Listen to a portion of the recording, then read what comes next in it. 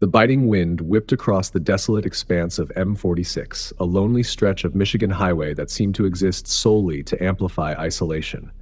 Sergeant Thorne stared through the frosted windshield of his patrol car, the rhythmic swish of the wipers barely keeping pace with the relentless snowfall. The call had been cryptic, a flicker of static-laced urgency amidst the monotonous drone of the dispatch radio. A woman, found. Not just any woman, but one presumed lost, swallowed by the vast, unforgiving wilderness of the state. The sign for the Whispering Pines Motel loomed out of the swirling white, a relic of a bygone era. Its neon letters flickered erratically, casting long, distorted shadows across the snow-covered parking lot. Sergeant Thorne pulled in, the crunch of tires on frozen gravel the only sound in the oppressive silence. Inside, the motel's lobby was a time capsule of faded grandeur. The faux wood paneling was peeling, the carpet worn thin, and the air hung heavy with the cloying scent of stale cigarette smoke and cheap air freshener. A lone figure sat behind the counter, a gaunt, pallid man whose eyes seemed to have seen too much. He introduced himself as Mr. Silas, the motel's proprietor, his voice a dry rasp. "Room 12?" Silas croaked, pointing a skeletal finger down a dimly lit hallway. "They're waiting for you." Sergeant Thorne drew his service weapon, the cold steel a reassuring weight in his hand, and proceeded down the hallway. The air grew colder, a chilling premonition prickling his skin. The silence was unnerving, broken only by the faint, rhythmic dripping of water somewhere within the walls. He reached room 12. The door stood slightly ajar, a single flickering light bulb casting a sickly yellow glow from inside. He pushed it open, his heart pounding. The scene inside was unsettling. The room was sparsely furnished, a single stained mattress on the floor, a battered wooden chair, and a small, rusted sink. But it wasn't the squalor that made his blood run cold. It was the woman. She sat on the edge of the mattress, her back to him, long, that tangled hair obscuring her face. She was small, frail, almost skeletal, her clothes hanging loosely on her emaciated frame. Beside her lay a single ragged doll, its porcelain face cracked and smudged. "Ma'am?" Sergeant Thorne's voice was barely a whisper. She didn't move. "Michigan State Police. We received a report." Still, she remained motionless. He took a step closer, his boots crunching on something brittle. He glanced down. Small, white fragments, like shards of bone, were scattered across the worn carpet. He hesitated, then gently touched her shoulder. She flinched, a sharp, bird-like movement that sent a jolt of fear through him. Slowly, she turned her head. Her face was gaunt, skin stretched taut over bone, eyes wide and vacant. But it wasn't the hollowness of her features or the emptiness of her gaze that made Sergeant Thorne stagger back. It was the absolute, utter lack of recognition. As if she were staring through him, not at him. "My name is Sergeant Thorne. Can you tell me your name?" A thin, raspy whisper.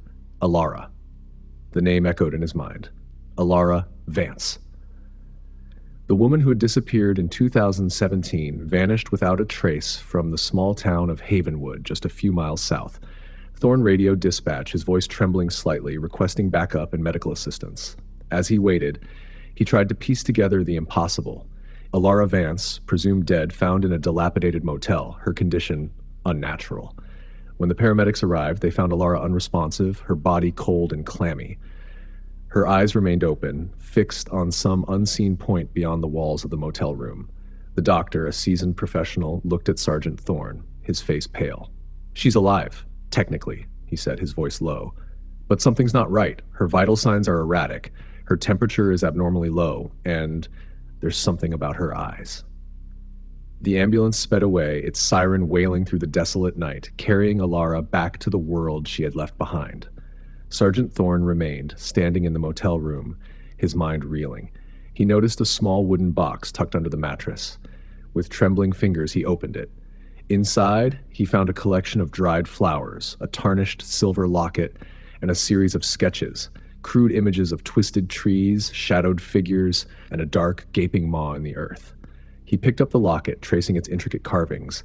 Inside was a small, faded photograph of a young woman, her face filled with life and laughter. It was Alara, but a different Alara, a vibrant, healthy woman, a stark contrast to the hollow shell he had just encountered. Back at the station, Sergeant Thorne pored over the case files of Alara's disappearance. The initial investigation had turned up nothing. No witnesses, No leads, no trace. It was as if she had simply vanished into thin air. He revisited Havenwood, a town shrouded in eerie silence, its residents reluctant to speak of Alara. He found her family home, a dilapidated farmhouse on the outskirts of town. Windows boarded up, yard overgrown with weeds. Inside, dust lay thick on the furniture, cobwebs hung from the ceiling, and the air was thick with the musty stench of neglect. In a back room, Alara's old bedroom, he found more sketches, similar to the ones in the motel, but more detailed, more disturbing. Shadowy figures, faces obscured, hands reaching from the darkness. A journal lay among them, its pages filled with frantic scribblings, tales of nightmares, of whispers in the night, of a presence lurking in the woods. Thorne read the journal, his heart pounding, his skin crawling. Alara had been haunted, drawn into something else. He returned to the Whispering Pines Motel, this time with a forensic team. They searched the room, the surrounding woods, the entire property. They found nothing. No evidence of foul play, no trace of them.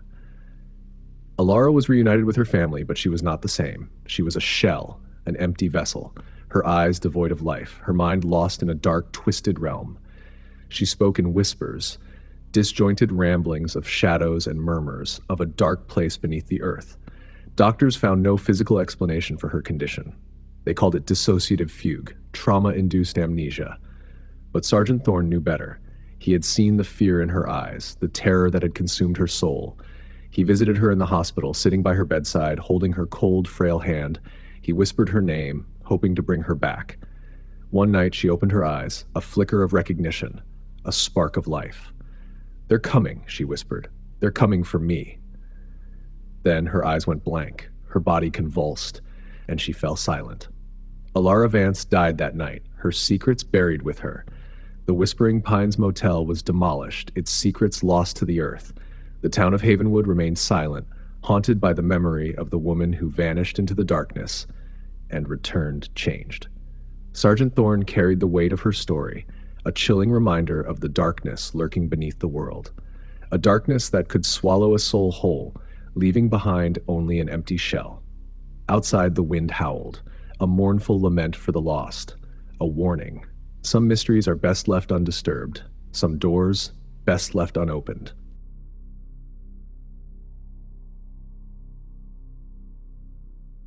The wind howled, a skeletal hand raking frozen branches against the frosted windows of my kitchen. It was January, the kind of biting cold that seeped into your bones and lingered, a constant, gnawing presence. Outside, the suburban street, usually a picture of quiet, manicured normalcy, was a desolate, snow-covered landscape. Even the streetlights seemed to cast a weaker, more hesitant glow in the frigid air. Mr. Hemmings, whose weathered, stoic face I'd seen across the fence for the past 15 years, had always been a fixture. His tool shed, tucked away in the far corner of his yard, was a source of constant, low-level hammering and the whir of power tools. We'd all assumed he was a hobbyist, a tinkerer, a bit reclusive perhaps, but harmless. Then the police cars arrived. 2 cruisers, their blue and red lights flashing against the white snow, pulled into Hemmings' driveway. A third, an unmarked sedan, followed, its occupants grim and purposeful. I watched from my kitchen window, a knot of unease tightening in my stomach. Something was very wrong. The officers, bundled in heavy winter gear, approached Hemmings' back gate. I saw them speak to him, his usually impassive face now a mask of confusion and perhaps fear. Moments later, they led him away, his hands cuffed behind his back, and placed him in the back of one of the cruisers. The real horror began when they turned their attention to the tool shed. The shed, a simple wooden structure, had always been a mystery to us. Its windows were small and grimy, offering no glimpse inside. The door, a heavy, solid thing, was always tightly shut. Now, the officers were forcing it open. The first officer to step inside recoiled, his hand flying to his mouth. Another followed, and then another. I couldn't see their faces, but their body language spoke volumes. They were horrified. Within minutes, the shed was swarming with officers, their voices hushed and urgent. I watched as they carried out bundles wrapped in dirty blankets. Then I heard the screams. Faint, muffled, but unmistakable. They were coming from inside the shed. Ambulances arrived, their sirens slicing through the stillness of the winter air. Paramedics rushed inside, emerging moments later with their faces pale and drawn. They carried stretchers, and on those stretchers were people. They were emaciated, their skin stretched taut over their bones, their eyes wide and vacant. They wore rags, their bodies shivering uncontrollably in the frigid air. Their mouths were taped shut, and their wrists and ankles bore the raw, dark marks of restraints. The scene was surreal, a nightmare unfolding in the bright light of day. The quiet suburban street, the snow-covered yards, the flashing lights, it all blurred together, a twisted backdrop to something unspeakable. Later, the truth began to emerge. A neighbor, a woman who lived 2 streets over, had called the police. She'd heard whispers, rumors, and then, one night, a faint, desperate cry coming from Hemming's yard. She'd hesitated to call, afraid of being wrong, but something compelled her. The shed, it turned out, was a prison. Hemmings had been holding people captive for months, perhaps years. They were victims of human trafficking, lured by promises of work and a better life, only to be imprisoned and abused. The details were gruesome. The shed was a cramped, filthy space with no heat or running water. The victims were kept in makeshift cells, their movements restricted, their voices silenced. They were fed scraps, barely enough to survive.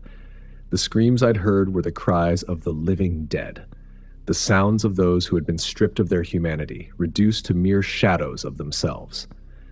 The discovery sent shockwaves through the neighborhood. We had lived so close, so oblivious to the horror that had been unfolding in our midst. The quiet, unassuming old man, the tinkerer, was a monster. Winter seemed to deepen, the cold becoming a metaphor for the chill that had settled over our community. We looked at our neighbors with suspicion, wondering what secrets they might be hiding. The sense of safety, of normalcy, had been shattered. The victims, those who survived, were taken to the hospital, their bodies and minds broken. Their stories, when they were finally able to speak, were harrowing tales of suffering and despair. As for Hemmings, when questioned, he offered no remorse, no explanation. He simply stared blankly, a hollow shell of a man. The evil that had taken root within him was beyond comprehension.